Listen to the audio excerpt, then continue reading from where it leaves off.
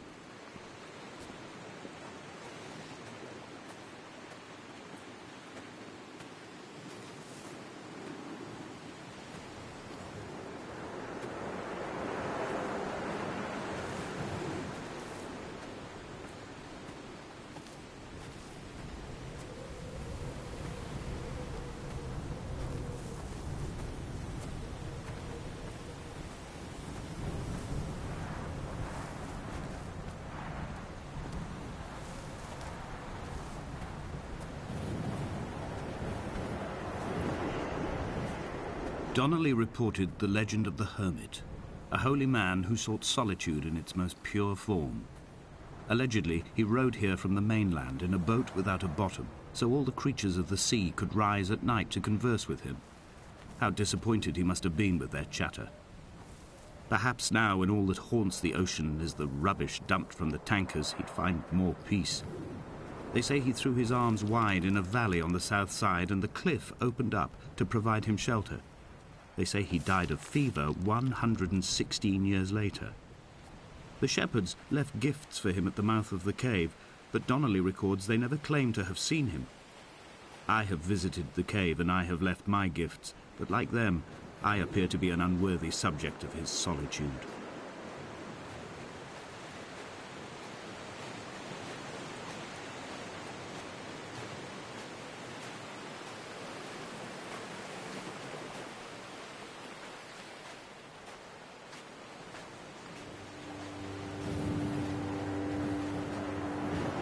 There was once talk of a wind farm out here, away from the rage and the intolerance of the masses.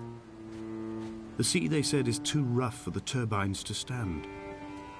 They clearly never came here to experience the becalming for themselves. Personally, I would have supported it. Turbines would be a fitting contemporary refuge for a hermit. The revolution and the permanence.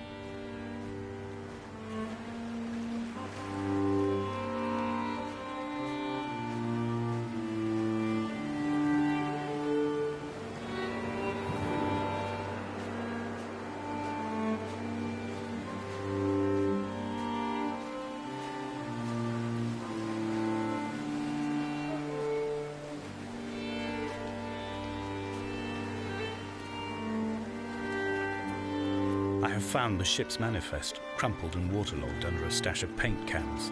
It tells me that along with this present cargo, there was a large quantity of antacid yogurt bound for the European market. It must have washed out to sea. God knows there are no longer gulls or goats here to eat it.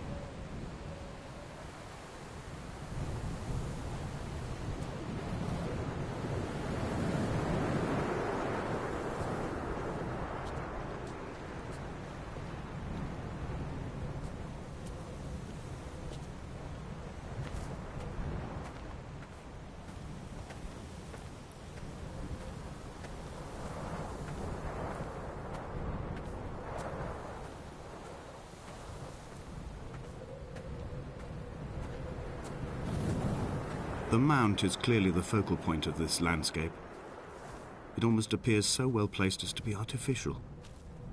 I find myself easily slipping into the delusional state of ascribing purpose, deliberate motive to everything here. Was this island formed during the moment of impact? When we were torn loose from our moorings and the seatbelts cut motorway lanes into our chests and shoulders, did it first break surface then?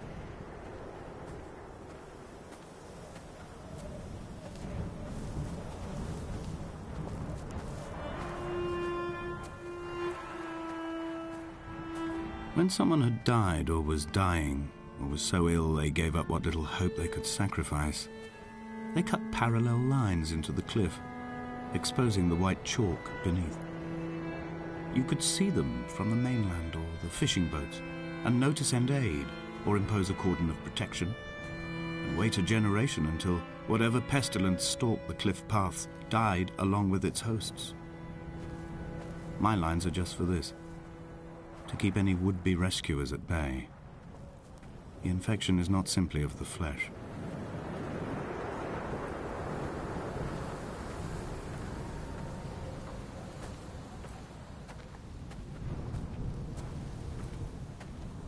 I quote directly: a motley lot with little to recommend them. I have now spent 3 days in their company. That is, I fear, enough for any man not born amongst them. Despite their tedious inclination to quote scripture, they seem to me the most God-forsaken of all the inhabitants of the Outer Isles. Indeed, in this case, the very gravity of that term, forsaken by God, seems to find its very apex. It appears to me that Donnelly, too, found those who wander this shoreline to be adrift from any chance of redemption. Did he include himself in that, I wonder?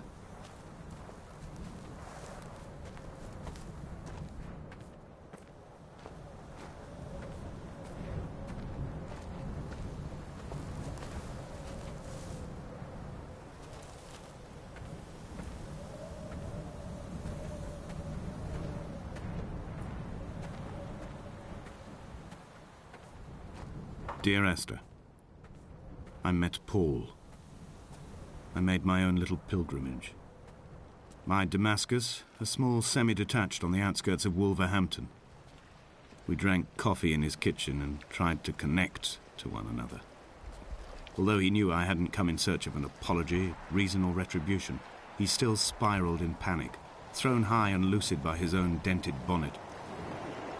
Responsibility had made him old. Like us, he'd already passed beyond any conceivable boundary of life.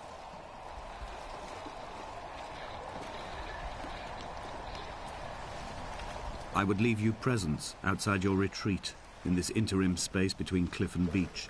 I would leave you loaves and fishes, but the fish stocks have been depleted and I've run out of bread. I would row you back to your homeland in a bottomless boat, but I fear we would both be driven mad by the chatter of the sea creatures.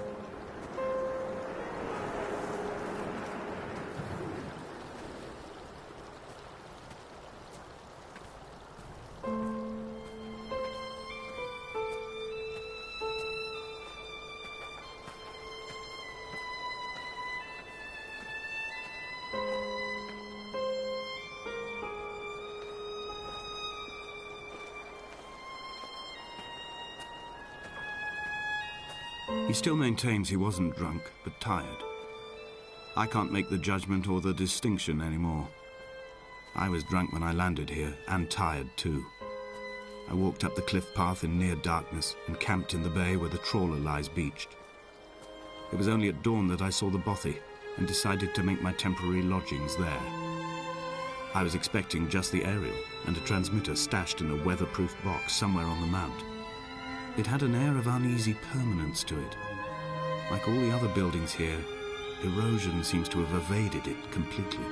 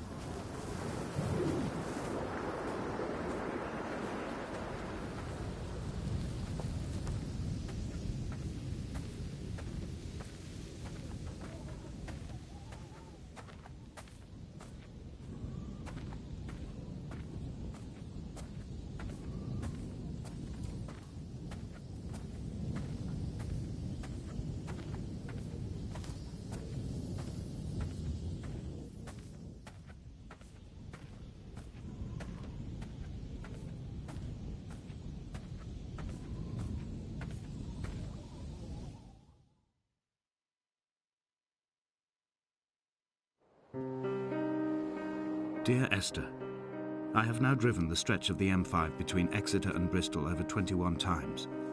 But although I have all the reports and all the witnesses and have cross-referenced them within a millimetre using my Ordnance Survey maps, I simply cannot find the location.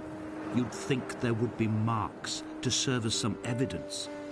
It's somewhere between the turn-off for Sandford and the welcome brake services, but although I can always see it in my rear-view mirror, I have as yet been unable to pull ashore.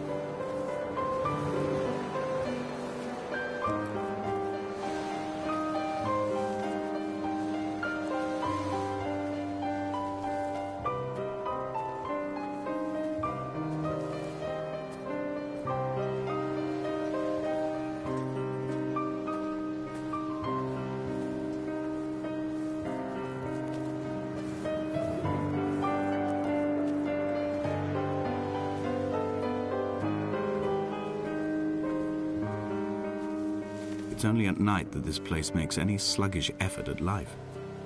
You can see the buoy and the aerial. I've been taking to sleeping through the day in an attempt to resurrect myself. I can feel the last days drawing upon me. There's little point now in continuation. There must be something new to find here. Some nook or some cranny that offers a perspective worth clinging to. I've burnt my bridges. I've sunk my boats and watched them go to water.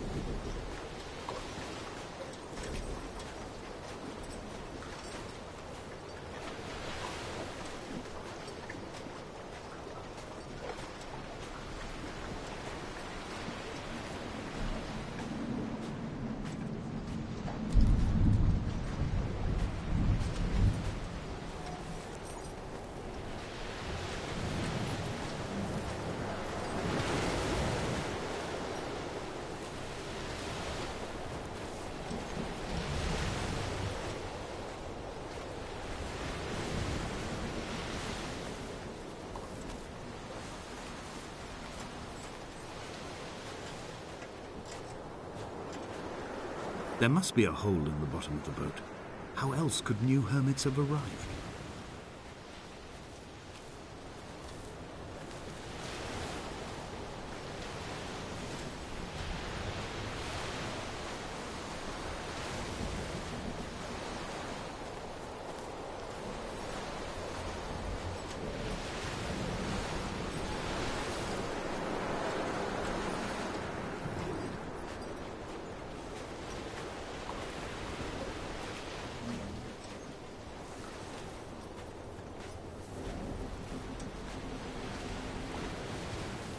I had kidney stones, and you visited me in the hospital. After the operation, when I was still half submerged in anesthetic, your outline and your speech both blurred. Now my stones have grown into an island and made their escape, and you have been rendered opaque by the car of a drunk.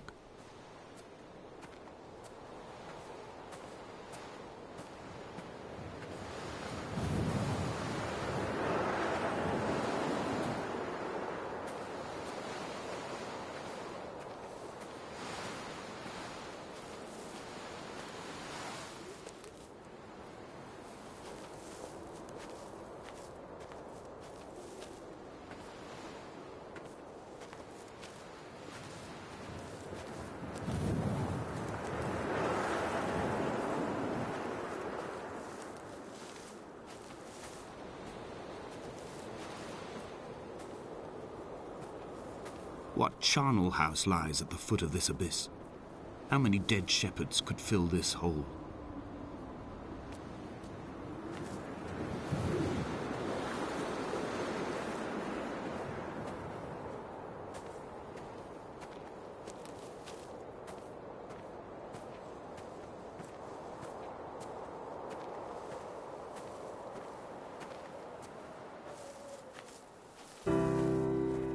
I've begun my ascent on the green slope of the western side. I've looked deep into the mountain from the shaft and understood that I must go up and then find the way under. I will stash the last vestiges of my civilization in the stone walls and work deeper from there. I'm drawn by the aerial and the cliff edge. There is some form of rebirth waiting for me there.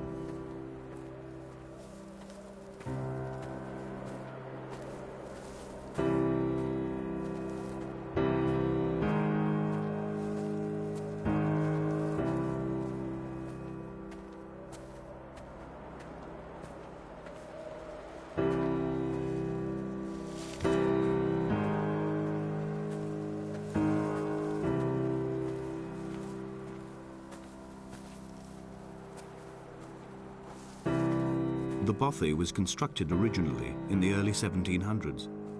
By then, shepherding had formalized into a career. The first habitual shepherd was a man called Jakobsen, from a lineage of migratory Scandinavians.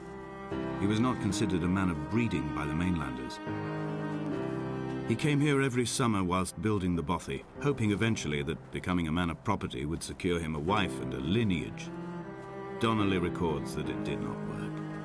He caught some disease from his malcontented goats and died 2 years after completing it. There was no one to carve white lines into the cliff for him either.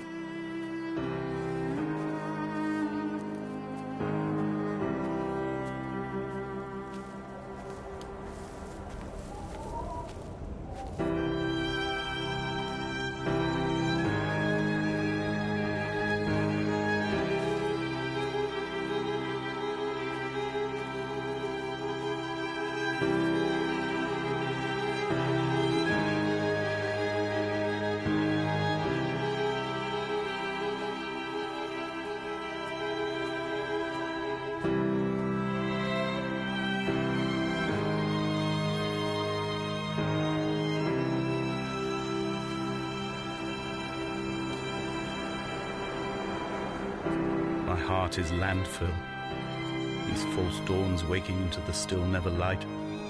I sweat for you in the small hours and wrap my blankets into a mass. I have always heard the waves break on these lost shores, always the gulls forgotten. I can lift this bottle to my ear, and all there ever is for me is this Hebridean music.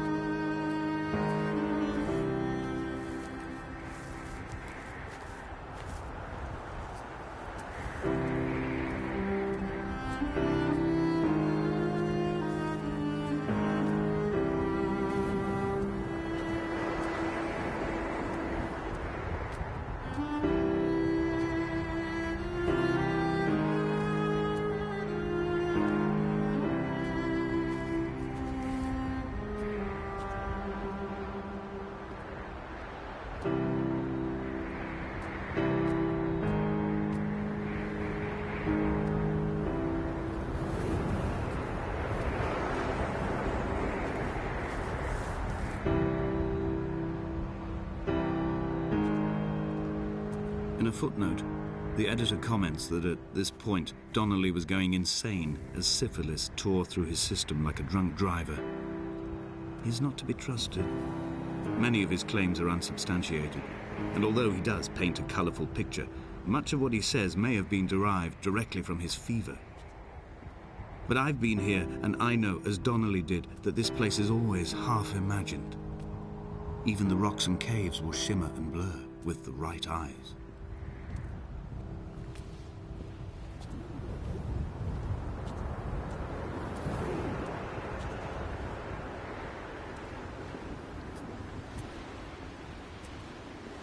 They found Jakobsen in early spring. The thaw had only just come.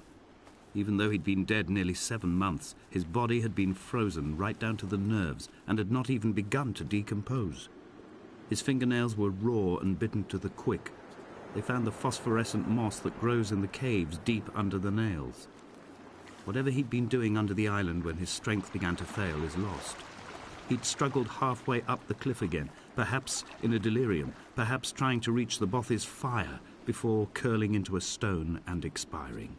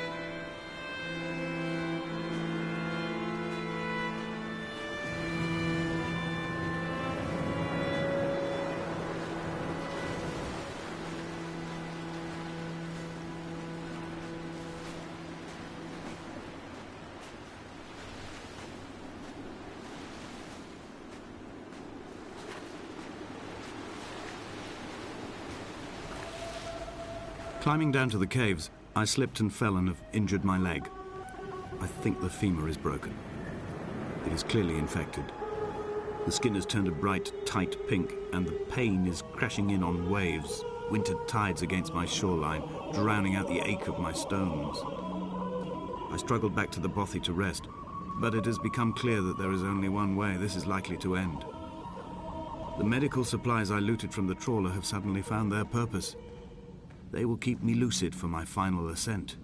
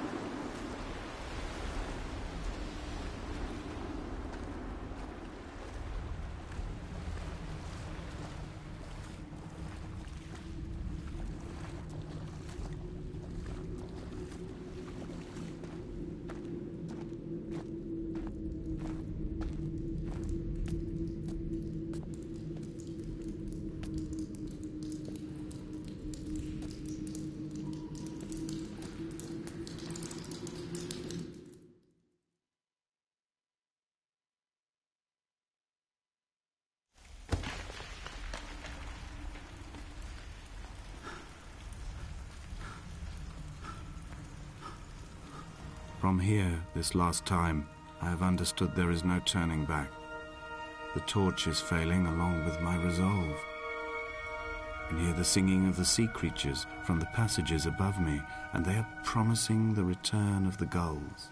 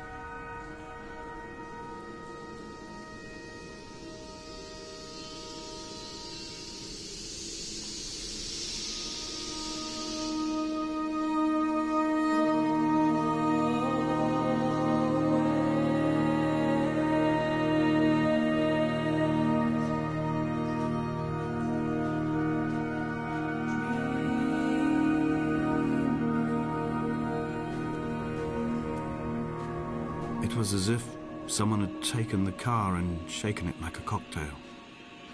The glove compartment had been opened and emptied with the ashtrays and the boot. It made for a crumpled museum, a shattered exhibition.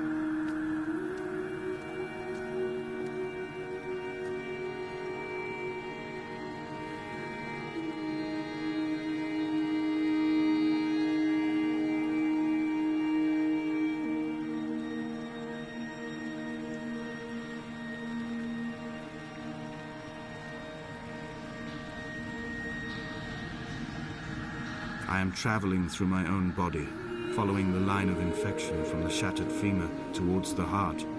I swallow fistfuls of painkillers to stay lucid. In my delirium, I see the twin lights of the moon and the Ariel shining to me through the rocks.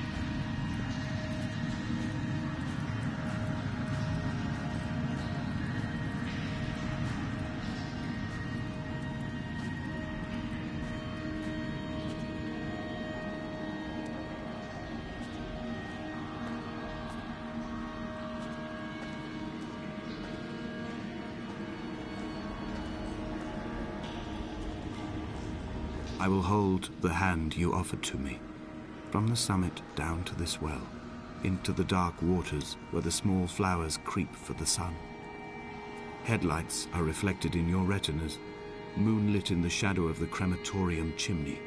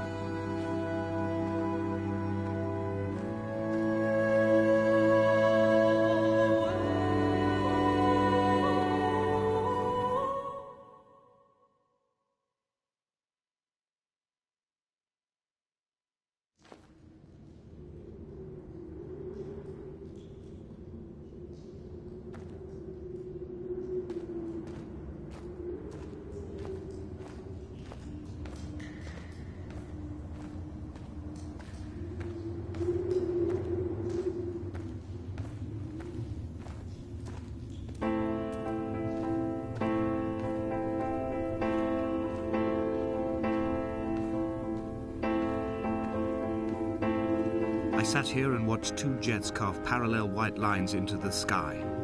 They charted their course, and I followed them for 21 minutes until they turned off near Sanford and were lost. If I were a gull, I would abandon my nest and join them. I would starve my brain of oxygen and suffer delusions of transcendence. I would tear the bottom from my boat and sail across the motorways until I reached this island once again.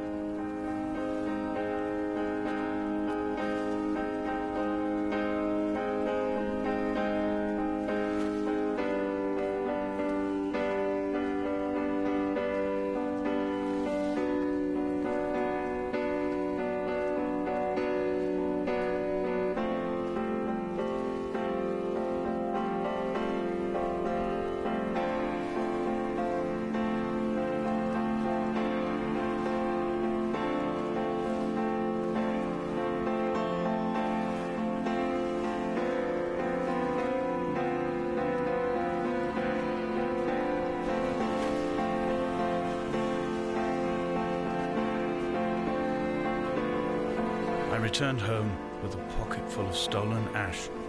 Half of it fell out of my coat and vanished into the car's upholstery, but the rest I carefully stowed away in a box I kept in a drawer by the side of my bed. It was never intended as a meaningful act, but over the years it became a kind of talisman. I'd sit still, quite still for hours, just holding the diminishing powder in my palm and noting its smoothness. In time, we will all be worn down into granules, washed into the sea and dispersed.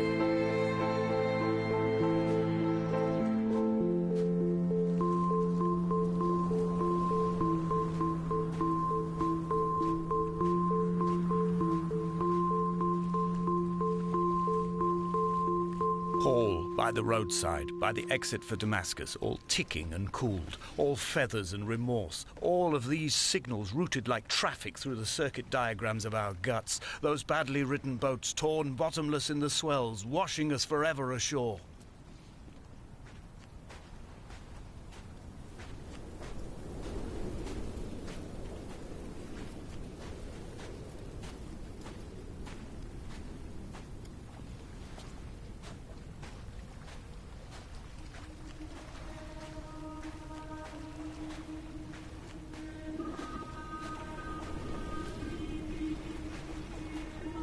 From here, I can see my armada. I collected all the letters I'd ever meant to send to you, if I'd have ever made it to the mainland, but had instead collected at the bottom of my rucksack, and I spread them out along the lost beach. Then I took each and every one, and I folded them into boats. I folded you into the creases, and then, as the sun was setting, I set the fleet to sail. Shattered into 21 pieces, I consigned you to the Atlantic, and I sat here until I'd watched all of you sink.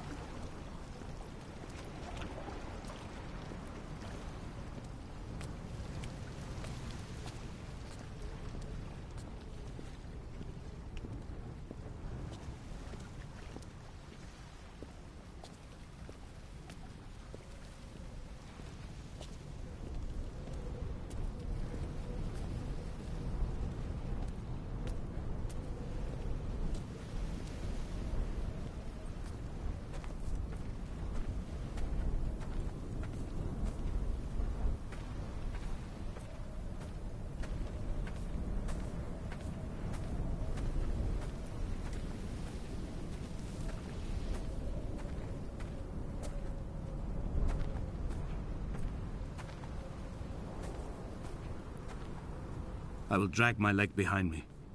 I will drag it like a crumpled hatchback, tires blown and sparking across the dimming lights of my vision. I'm running out of painkillers and am following the flicker of the moon home. When Paul keeled over dead on the road to Damascus, they restarted his heart with the jump leads from a crumpled hatchback. It took 21 attempts to convince it to wake up.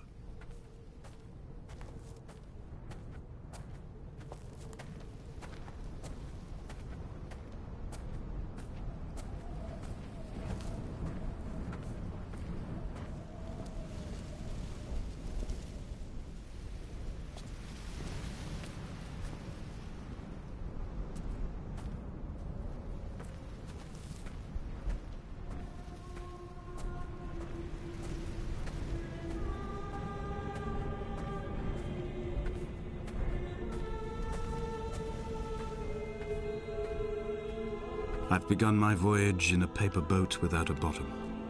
I will fly to the moon in it. I've been folded along a crease in time, a weakness in the sheet of life. Now you've settled on the opposite side of the paper to me. I can see your traces in the ink that soaks through the fiber, the pulped vegetation. When we become waterlogged and the cage disintegrates, we will intermingle. When this paper aeroplane leaves the cliff edge and carves parallel vapor trails in the dark, we will come together.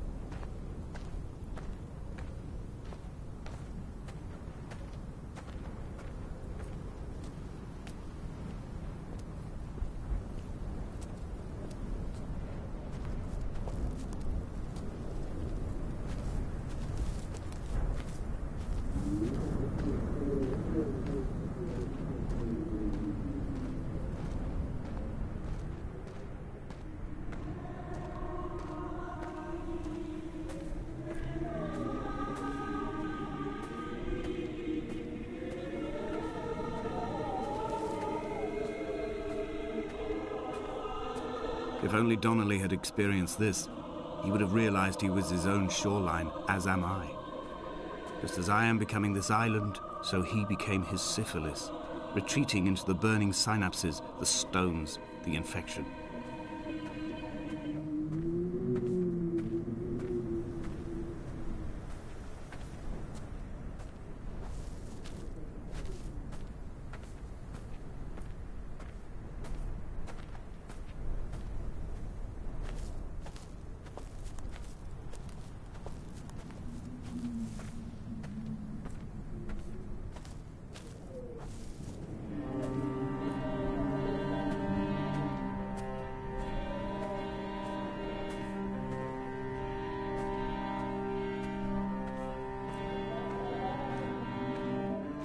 Returning to my car afterwards, hands still shaking, and a head split open by the impact. Goodbye to tearful aunts and traumatized uncles. Goodbye to the phenomenal. Goodbye to the tangible. Goodbye Wolverhampton. Goodbye Sanford. Goodbye Cromer. Goodbye Damascus. This cliff path is slippery in the dew. It is hard to climb with such an infection. I must carve out the bad flesh and sling it from the aerial. I must become infused with the very air.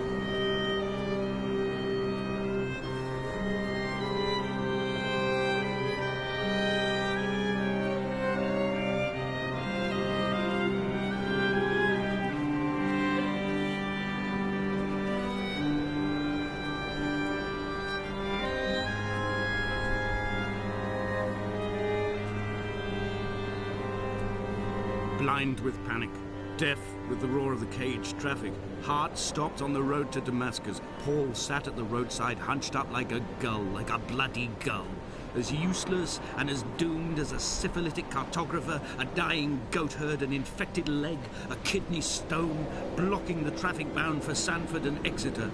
He was not drunk, Esther. He was not drunk at all. All his roads and his tunnels and his paths led inevitably to this moment of impact. This is not a recorded natural condition. He should not be sat there with his chemicals and his circuit diagrams. He should not be sat there at all.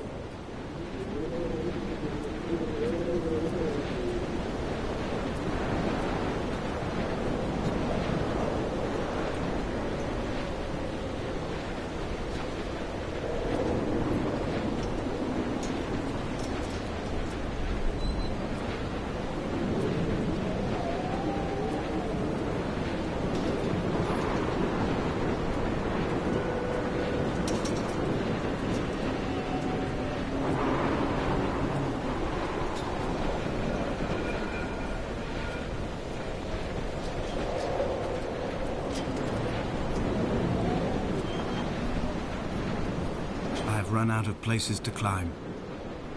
I will abandon this body and take to the air.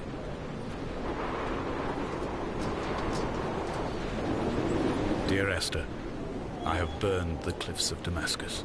I have drunk deep of it. My heart is my leg, and a black line etched on the paper all along this boat without a bottom. You are all the world like a nest to me. Eggs unbroken form like fossils, come together, send small black flowers to the air. From this infection, hope. From this island, flight. From this grief, love.